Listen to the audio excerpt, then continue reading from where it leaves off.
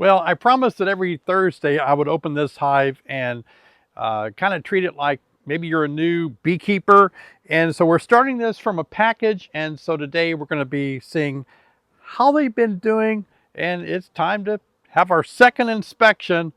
Fingers crossed they're doing well. Let's jump in. As you can see here, 429, I gave them almost 5 frames of undrawn foundation, 4.5. The queen is out and there was no eggs as of 9 days ago. So let's see how she's doing. I've been feeding with my Burns feeding board, and I think that's pretty important. We had rotten weather after I installed them, which was, we had some cold nights that were down into the near maybe just a few degrees above freezing. So it's warmed up a little bit now. All right, here's the feeding board. If you're unfamiliar with my feeding board, this is what it looks like. And once I put the feeder board in, I put a box, a deep box around it, and that way I can put my feed right here.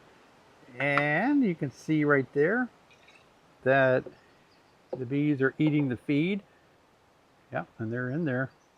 So let's leave this off while we get down to the bees.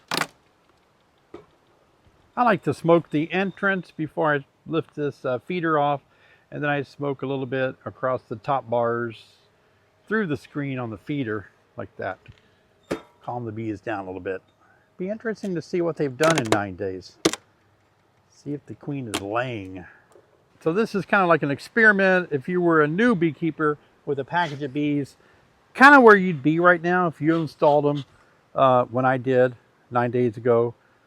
April the, what was that, 29th, I think. So this might be helpful for those of you that are brand new beekeepers. What I like to do now, normally you should always have 10 frames.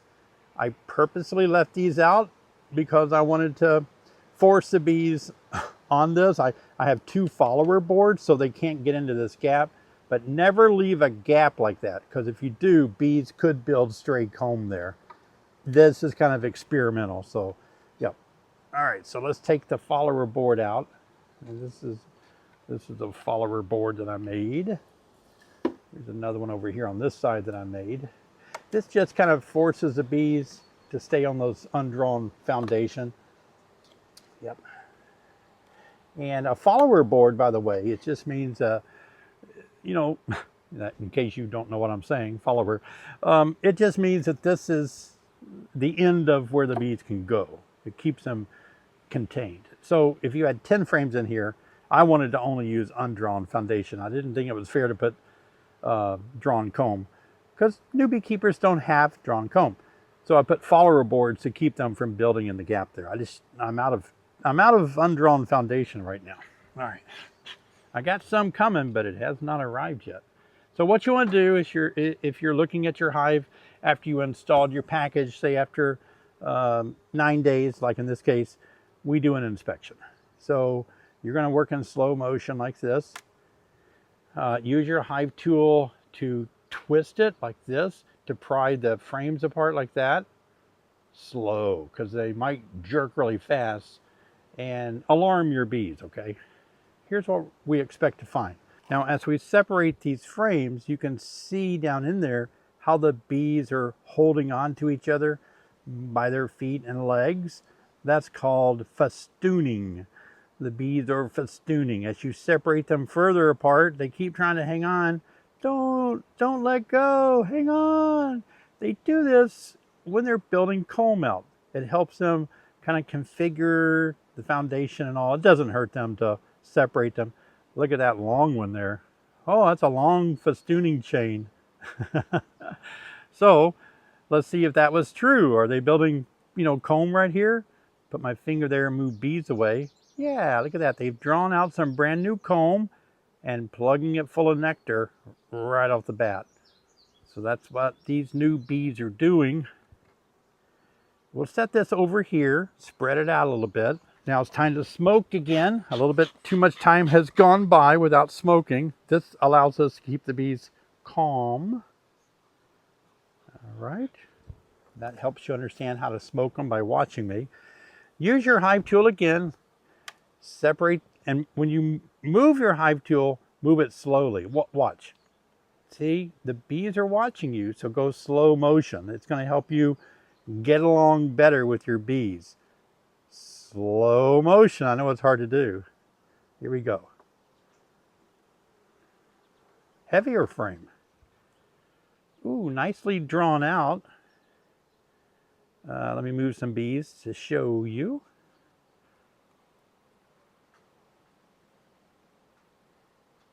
And it has nectar. Well, that's probably may not be nectar. It might be what I'm feeding them with a little bit of nectar.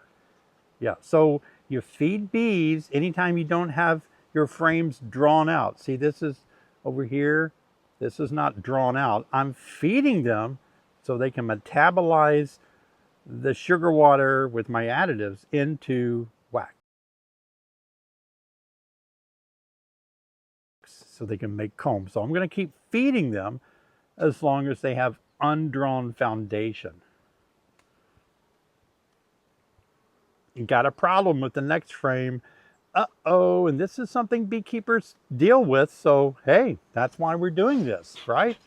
Not going to make it look like a perfect video. We're just taking a raw approach to what you deal with. All right, so we're going to take a look at this frame and I'll show you a problem.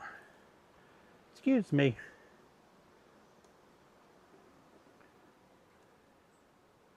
All right, so what we have here are bees that are building some what we call columns. Do you see those columns? Instead of building the wax out nicely like they did on the other frames, they're building these columns. These are going to be a problem. Let's look at the other side. Oh, nasty, nasty column. Yeah, I don't like this at all. So not only are they building out columns, but they're also building it off of the foundation. This was not a wax-coated foundation.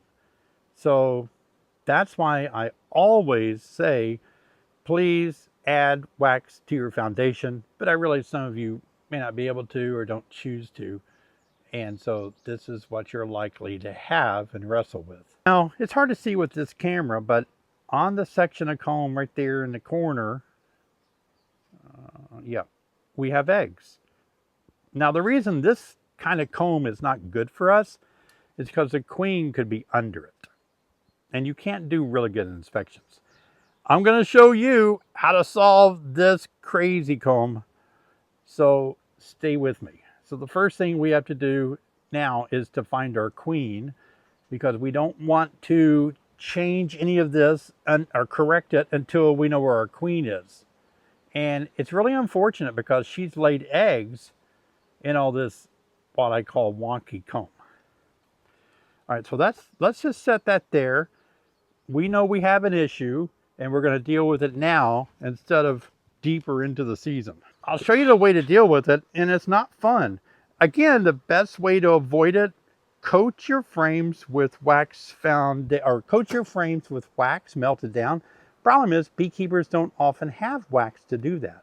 So in those cases, what you need to do is buy frames that are heavily waxed, like from Acorn. They make double wax, triple wax frames. And let's see what this one looks like. Now, when I lift a frame up, let me show you this. I don't lift it straight up. I have a gap here, and I want to tilt the frame because that keeps me from squishing bees on the sides of the frame. It gives me more room like that to pull it up like this. All right, how was this one drawn out? Drawn out very nicely. This is a frame that you definitely want to look for the queen on because, yep, and there she is. See at the bottom there, the blue dot? She's right hiding next to the wood. Now she's headed toward more of the middle. So this is the frame that our queen is on. Now I'm going to look closely for eggs. Yep, I got eggs. I actually got young larvae. Let me judge the age of it. Something I teach all of you to know. The age of larvae. The oldest age larvae, not capped over, almost ready. It's about 7-day-old larvae. So she started laying pretty quickly. Now, in order for us to deal with this frame with the queen on it, we have to treat it like it is precious. And that means always keep an eye on your queen. She's there in the middle. So we're going to put it back in the hive. There's a bee that just stung me on the hand there.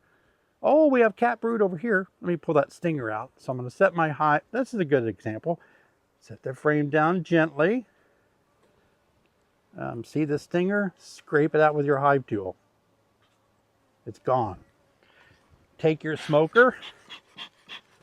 Smoke the area that you got stung to mask the pheromones. We probably weren't smoking as much as we should, or we should always wear gloves. All right. Let's pick this frame back up because I wanted to show you more. Was it this one? Yeah. I wanted to show you the brood on the other side. Capped over brood occurs around day 8, roughly. Look at that. This allows us to judge the queen's laying pattern. Now, you can't see clearly how they're doing because the bees are covering up, keeping it warm. We take our finger gently. I don't like to blow on bees, and I can just move them out of the way like this. And look, it's a good brood pattern. All right, we like that. Little bit of crappy comb at the corner up there. They went a little crazy, didn't they? Because that means we're going to have trouble on the other frame next to it. So this frame is okay. No wonky comb here. Now, I don't want to kill the bees that are right here by moving frames, so it's time to smoke them away. Right on the corner. Smoke everybody. If you get stung once, it means that the bees might sting you again, right? Or it may just been, that was the only one. All right, this frame did not go well for us. All right, we have some stored pollen and a little bit of larvae in here, but it's kind of built out from the wall. Now this is real common for me on these yellow foundation. This was a dirty, kind of a dirty one I pulled out of the shop. See, there's an example, no wax or anything. Plastic foundation will do that to me if I don't wax it. But there's so much good, not necessarily brood, but so much good pollen packed in here that the bees have gathered. We're gonna straighten this out another day. We know we're gonna inch that along, see how it goes. That's gonna be a problem for us. Okay, so I did find another frame of undrawn. The bees didn't draw this out on another hive, so I'm gonna put it in there. And we removed one that I'm gonna show you how to correct. We're gonna have to wax some foundation to get these beads going, and I want you to join me in just a second. Before we do, let me encourage you to please subscribe. Click on the subscribe button right here. I'm hoping to reach 1 million before I turn 93 years old. Help me out. So here's a frame that I've scraped all the columns off of that were pulled out incorrectly on both sides. And the reason bees do that is always because there's not enough wax on this foundation. And I don't remember where I bought this. It was not Acorn. I do prefer Acorn foundation that has at least 2 coats of wax on it. You can buy it that way. Look it up on, not a paid promotion, look it up on Google. So what I'm gonna do now is add my own wax to it. This wax that I have in my pan here, I've heated it up, and it's actually wax from my red wax experiment that I did last year, proving that by adding wax to frames, the bees don't have to metabolize nectar or honey and make wax. They will use the wax you give them. And a lot of people say they don't do that, but they do. And so what we're going to do today is add the red wax. This is a great way to do it. Early on, maybe 20 years ago, I was brushing it on. I just got back in out of the bee field, the apiary, but I would brush it on with a paintbrush, like this paintbrush over here. And it wasn't bad, but you know, it's not as good as a roller. So last year I started experimenting with a roller like this. Now what I like to do is let the wax start getting a little tacky. That means it's cooling off. It's a little game you play to keep it from getting too hard too fast, but then you just apply it like this. Now the red wax is only red because I used it in an experiment You don't have to have red wax, but it does make it easier to see. Maybe not. Maybe white wax would look good. All right, here we go. Look at this old dirty piece of foundation that we're re-waxing, putting it back in a business. This is going to solve our problems of having some columns and weird stuff built in the hive. Yep, let's put it on there like that, and that should make it work really well.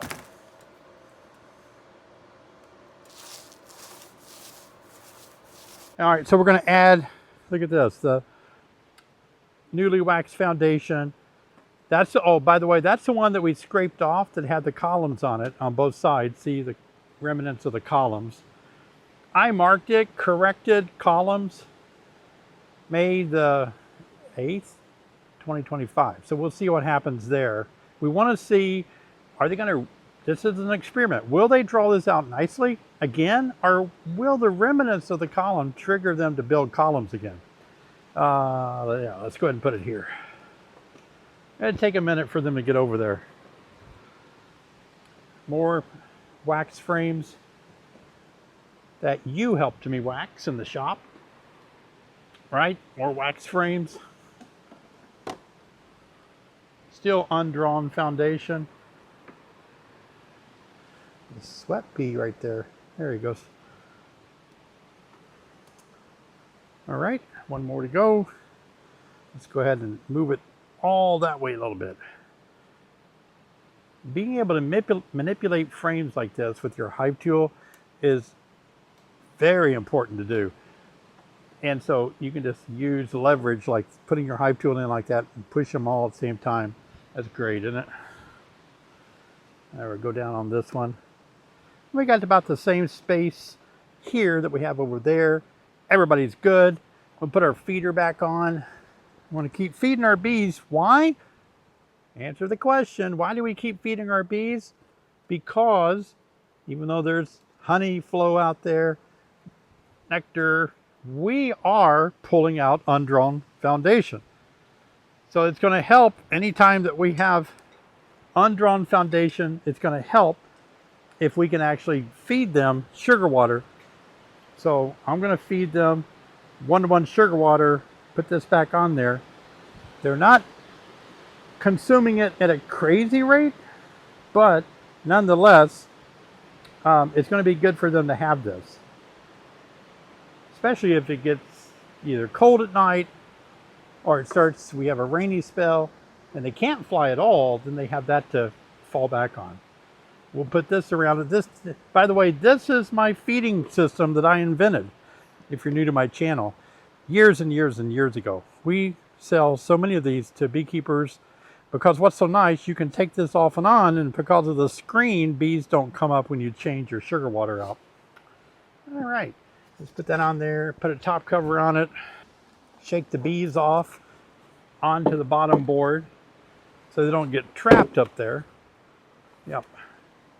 Now, we got a lot of potentially spring weather that could knock these hives apart, so you want to keep something pretty heavy on the top, like a cinder block. Thanks for joining me in the bee yard today. If you want to watch a video where I started working on this by installing the package, if you're a new beekeeper and you're wanting to kind of follow along what you should be doing when you start a new package, watch the video right over here. See you guys over there.